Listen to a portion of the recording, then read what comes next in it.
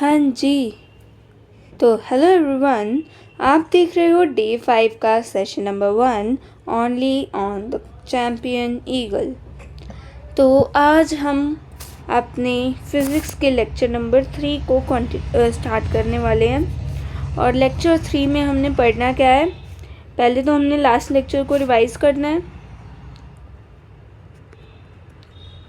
ठीक है। इसके बाद हम कुछ चार्जेस की वैल्यू को पढ़ेंगे, ठीक है। वैल्यू पढ़ेंगे उसकी, जैसे प्रोटॉन पे चार्ज, इलेक्ट्रॉन पे चार्ज, न्यूट्रॉन पे, ड्यूट्रॉन पे, अल्फ़ा पार्टिकल पे, जो मतलब बहुत ही कॉमनली हमें पूछे जाते हैं एग्ज़ाम्स में। अगर कोई क्वेश्चन आ जाए तो हमें पूछ लेते हैं ना, तो उसके बारे में हम बात करेंगे।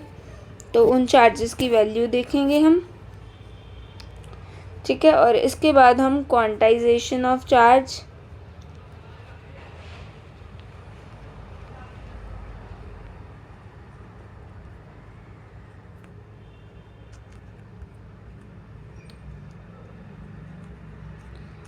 क्वांटाइजेशन ऑफ चार्ज के क्या करेंगे, कुछ क्वेश्चंस करेंगे, क्योंकि क्वांटाइजेशन ऑफ चार्ज हमने पिछले लेक्चर में ख़त्म कर लिया था, तो उसके हम क्वेश्चंस करेंगे। कंजर्वेशन ऑफ चार्ज के करेंगे, मतलब जितना भी हमने पढ़ लिया है उस सारे का हम पहले तो रिवाइज करेंगे, फिर हम उसके क्वेश्चन आंसर्स करेंगे। तो अगर हम स्टार्टिंग से देखें तो हमने क्या क्या पढ़ा है, देखो सबसे पहले तो हमने पढ़ा था इलेक्ट्रोस्टैटिक्स के बारे में। इलेक्ट्रो मीन्स इलेक्ट्रिसिटी या फिर चार्ज कह सकते हो। स्टैटिक्स का क्या मतलब हो जाएगा, रेस्ट, ठीक है। तो इलेक्ट्रोस्टैटिक्स क्या हो जाएगा, स्टडी, किसकी स्टडी, चार्जेस की, जो चार्जेस किस पे हैं, रेस्ट पे हैं, ठीक है। इसके बाद इलेक्ट्रिक चार्ज होता क्या है,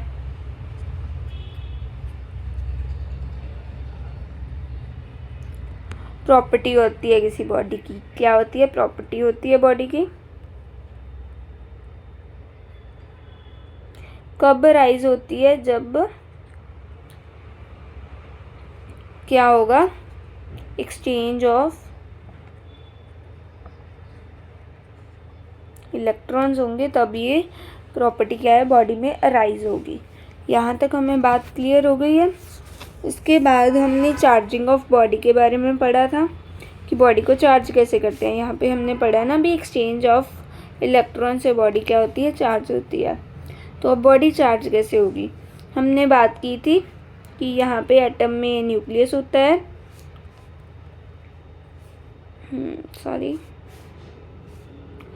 यहाँ पे क्या है, हमारे एटम का न्यूक्लियस है। जो न्यूक्लियस है उसमें क्या प्रेजेंट होते हैं,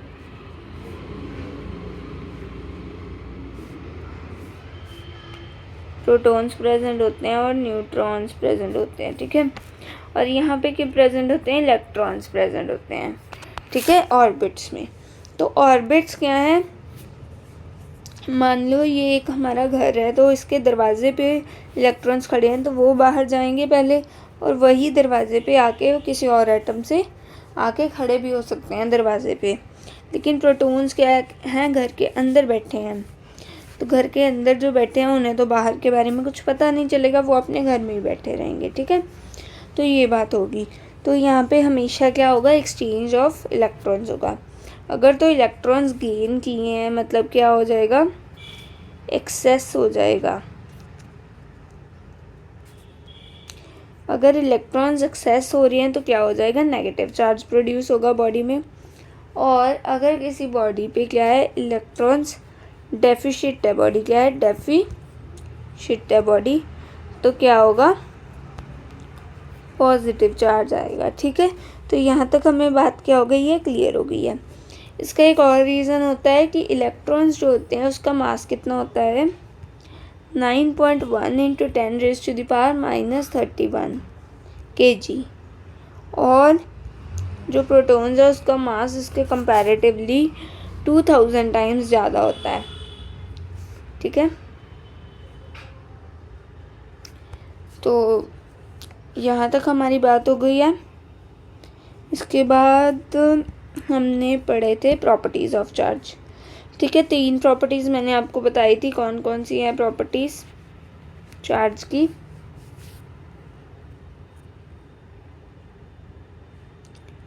एक तो सबसे पहले आएगा क्वांटाइजेशन, सेकंड पे आएगा कंजर्वेशन। ये 3 सबसे इम्पोर्टेंट है प्रॉपर्टीज़। इसके बाद तो बहुत प्रॉपर्टीज़ आ जाएगी हमारे पास। कंजर्वेशन के पास आ जाएगा एडिटिव नेचर। क्या आ जाएगा? Additive nature. मतलब कि चार्जेस को हम ऐड या सब्ट्रैक्ट कर सकते हैं अकॉर्डिंग टू द साइन। एक और मैंने यहाँ पे आपको बताया था कि हम लेट कर सकते हैं। किसी क्वेश्चन में आपको एजम्पशन के तौर पे दिया हो सकता है कि प्रोटॉन्स क्या हैं, उनको हम गेन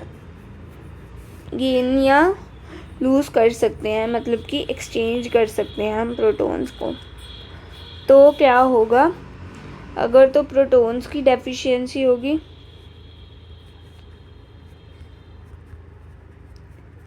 तो नेगेटिव चार्ज राइज होगा। क्या कौन सा चार्ज राइज होगा? Negative charge.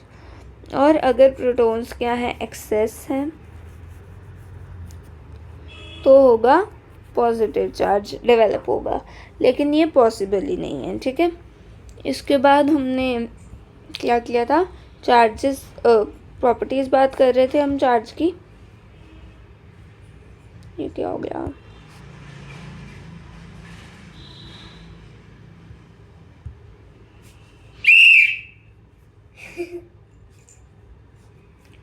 एक मिनट। तो ये हमारे पास क्या आ गई हैं? प्रॉपर्टीज़ ऑफ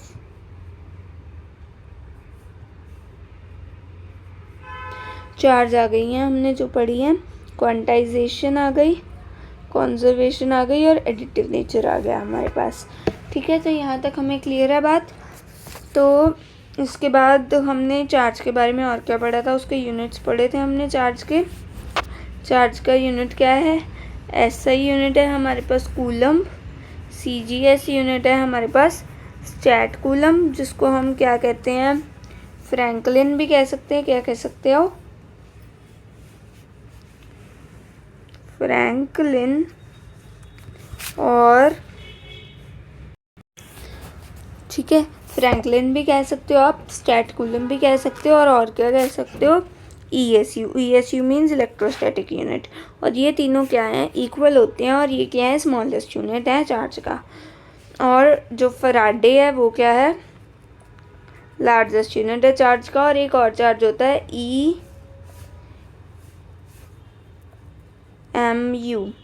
ये क्या होता है? इलेक्ट्रोमैग्नेटिक यूनिट होता है। इसे हम इलेक्ट्रिक फील्ड मैग्नेटिक फील्ड में यूज़ करते हैं। तो इसे अब हमें करने की ज़रूरत नहीं है। तो 1 फराडे 96500 कूलम्स के इक्वल होता है। सबसे लार्जेस्ट यूनिट है चार्ज का, ठीक है। और जो ESU है वो 1 कूलम 3 × 10⁻9 ESU के इक्वल होता है। यहाँ तक हमें बात क्लियर हो गई। और जो डायमेंशंस थी हमारी चार्ज की वो क्या है? डायमेंशंस थी A1 T1। यहाँ तक हमें बात क्लियर है। इसके बाद हमने एडिटिव नेचर के बारे में पढ़ा। एडिटिव नेचर में क्या होता है? ऐड या सब्ट्रैक्ट कर सकते हैं हम, जो सिंपल होती है। और जो चार्ज है वो क्या है? एक हमारा जो चार्ज है क्या है? स्केलर क्वांटिटी है, ठीक है। मतलब कि अगर वो मूव कर रहा है या उसकी डायरेक्शन चेंज हो रही है तो कोई फ़र्क नहीं पड़ेगा, चार्ज तो चार्ज ही रहेगा, है ना। तो चार्ज किसके इनवेरिएंट होता है? पहली बात तो चार्ज की कोई डायरेक्शन ही नहीं होती है, स्केलर क्वांटिटी है, ठीक है। और अगर हम उसे इस डायरेक्शन में मूव करवा दें, उसके बाद इस डायरेक्शन में मूव करवा दें, फिर यहाँ पे मूव करवा दो, तो क्या होगा? उसकी डायरेक्शन चेंज हो रही होगी, उसकी वेलोसिटी भी मान लो चेंज हो रही होगी, स्पीड भी चेंज हो रही होगी, ठीक है। लेकिन वो चार्ज क्या रहेगा? कांस्टेंट रहेगा। तो चार्ज किसके इनवेरिएंट है? चार्जेस इनवेरिएंट किसके? ऑफ फ्रेम ऑफ रेफरेंस के।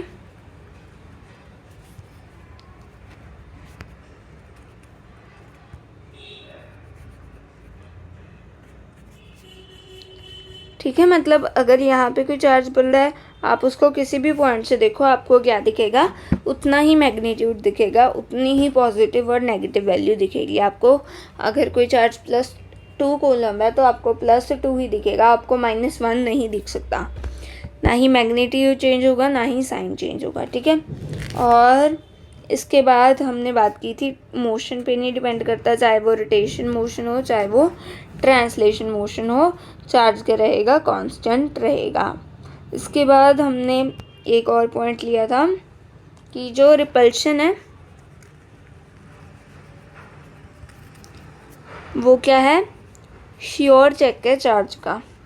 इसे अब मैंने समझाना तो नहीं है, आपको लास्ट लेक्चर में समझाया था कि रिपल्शन क्यों श्योर चेक है चार्ज के प्रेजेंट होने का, ठीक है।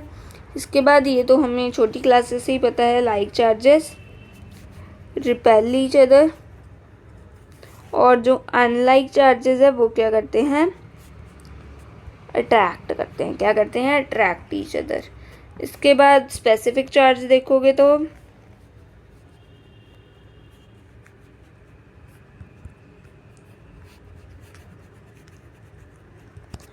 स्पेसिफिक चार्ज क्या आएगा हमारा, चार्ज अपॉन में मास।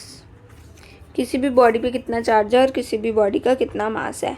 जैसे हम प्रोटॉन का देखें तो मास इस पे चार्ज होता है प्रोटॉन पे +E, और मास उसका mp लिख देते हैं हम, ठीक है। तो ये होगा प्रोटॉन का स्पेसिफिक चार्ज।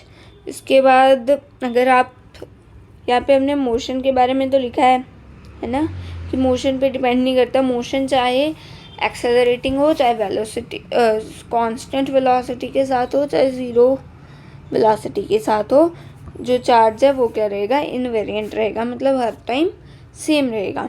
यहाँ तक हमें बात क्लियर हो गई। और जो मैंने एडिटिव नेचर पढ़ाया है उसकी एक एग्जांपल देख लेते हैं।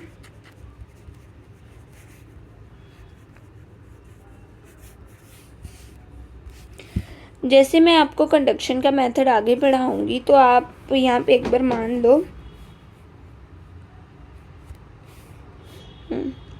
तो यहाँ पे क्या है हमारे पास,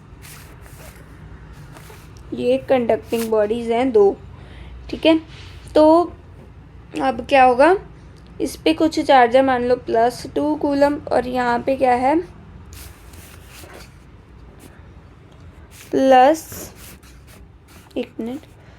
+5 कूलम है।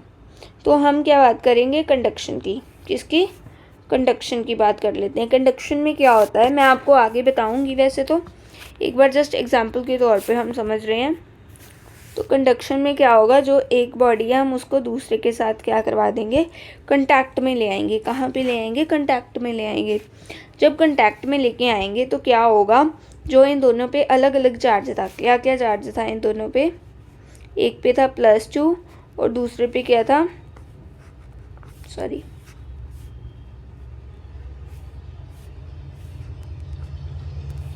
एक सेकेंड, तो पहली बॉडी पे क्या है, +2 का चार्ज है और दूसरी बॉडी पे +5 का चार्ज है। दोनों को ऐड कर देंगे और डिवाइड बाय क्या कर देंगे, 2 कर देंगे, तो दोनों बॉडीज़ पे उतना चार्ज आ जाएगा, मतलब इक्वल चार्ज आ जाएगा। 5 + 2 कितना होता है, 7, 7/2 आ जाएगा। आप इसको मान लो, हम इसे ना 6 कर लेते हैं तो हमें इजी हो जाएगा।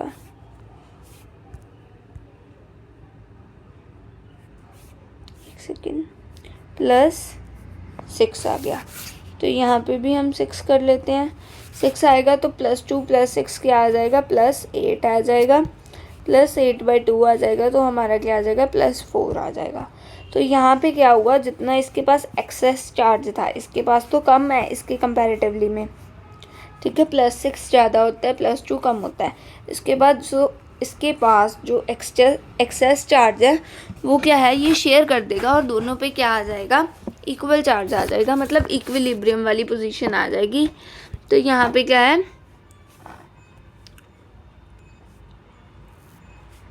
अब ये बॉडी जब बाद में क्या होगा, एक दूसरे से दूर जाएंगी, देखो यहाँ पे अपनी पुरानी पोजीशन पे वापस चली गई तो यहाँ पे इसके पास क्या आएगा,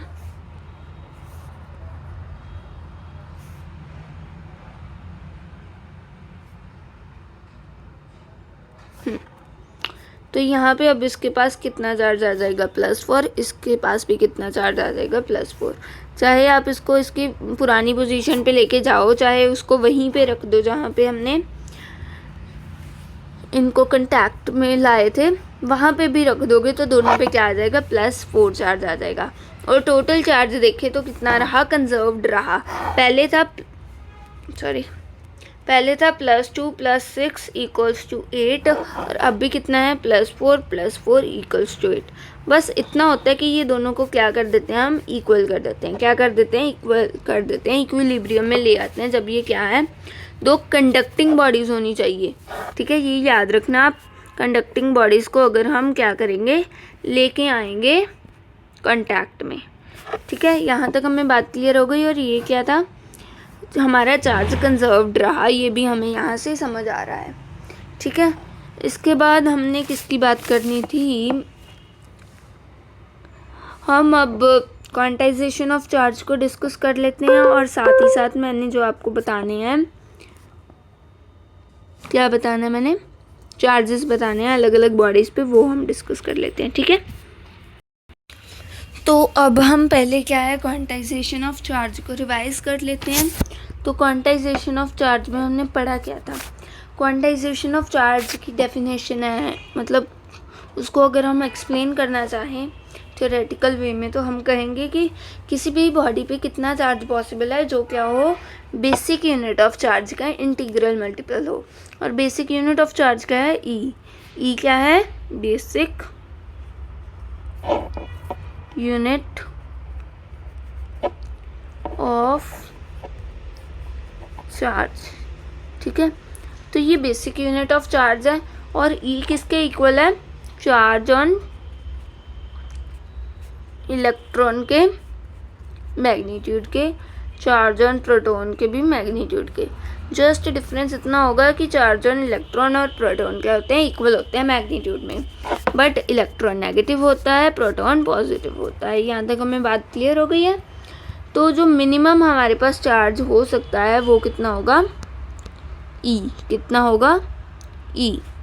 और ई की वैल्यू क्या होती है, 1.6 × 10⁻⁻19 कूलम होती है, ठीक है। और हम अगर अब क्वांटाइजेशन ऑफ चार्ज के फॉर्मूले को लिखें तो हम क्या लिखेंगे, +-NE, प्लस अगर पॉजिटिव चार्ज है, माइनस अगर नेगेटिव चार्ज है। यहाँ तक हमें बात क्लियर हो गई। और n क्या है, इंटीजर है, ठीक है। और इससे हम n की वैल्यू भी लिख सकते हो, n क्या आ जाएगा, Q/में E आ जाएगा। क्या आ जाएगा, Q/में E आ जाएगा। तो यहाँ पे हमारे पास क्या आ गई, क्वांटाइजेशन ऑफ चार्ज आ गई। तो मैंने आपको अभी बताया क्या, चार्ज ऑन इलेक्ट्रॉन क्या होगा, क्या होगा, E, कितना होगा, E होगा, कौन सा E, -E। तो आप इसे लिख सकते हो -1.6 × 10⁻⁻19 कूलम्स। और चार्ज ऑन प्रोटॉन अगर आप लिखोगे तो क्या आएगा आपके पास, पॉजिटिव E किसके इक्वल होता है, +1.6 × 10⁻⁻19 कूलम्स के। इसके बाद अगर हम बात करें हाइड्रोजन न्यूक्लियस आ गया, तो मतलब क्या है, सिर्फ पॉजिटिव चार्ज होगा। तो पॉजिटिव, और हाइड्रोजन में कितने प्रोटॉन्स होते हैं, न्यूक्लियस में एक ही प्रोटॉन होता है। तो ये क्या हो जाएगा, हाइड्रोजन न्यूक्लियस लिखो, चाहे आप लिखो चार्ज ऑन प्रोटॉन, दोनों का क्या होगा, सेम, +E = क्या आ जाएगा, +1.6 × 10⁻⁻19 कूलम्स।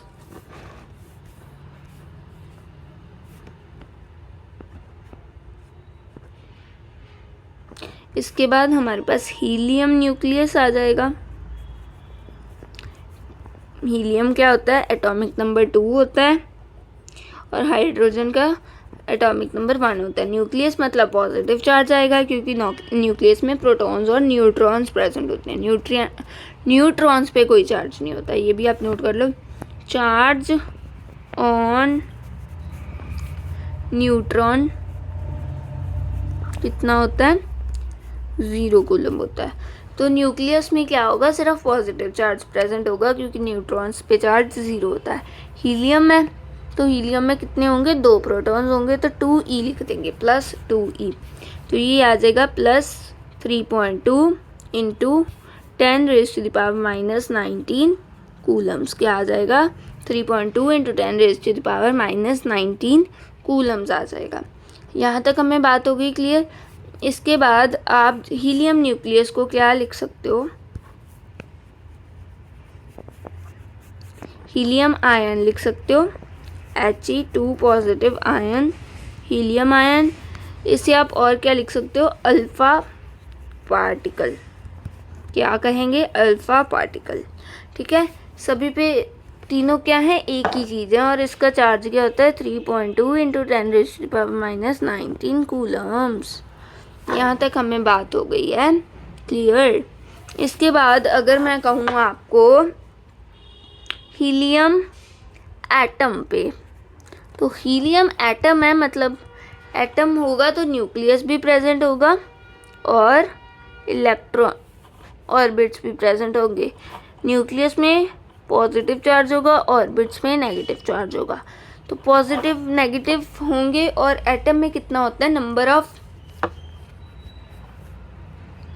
लिख लो ये आप, नंबर ऑफ इलेक्ट्रॉन्स हमेशा किसके इक्वल होते हैं, प्रोटॉन्स के इक्वल होते हैं जब हम एटम की बात कर रहे होंगे। तो पॉजिटिव चार्ज और नेगेटिव चार्ज, अगर मान लो हीलियम की बात की है ना यहाँ पे हमने, तो 2 क्या होंगे, इलेक्ट्रॉन्स होंगे, तो -2e आ जाएगा, और 2 क्या होंगे, प्रोटॉन्स होंगे, तो +2e आ जाएगा।